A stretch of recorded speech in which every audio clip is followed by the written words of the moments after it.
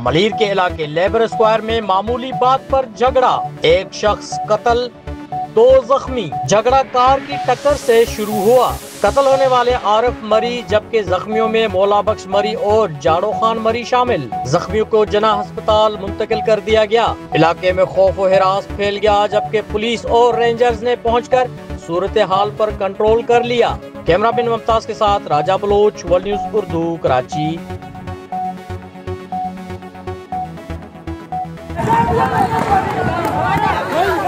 ऐसे जो मिला हुआ है शुक्र का ऐसे जो मिला हुआ है,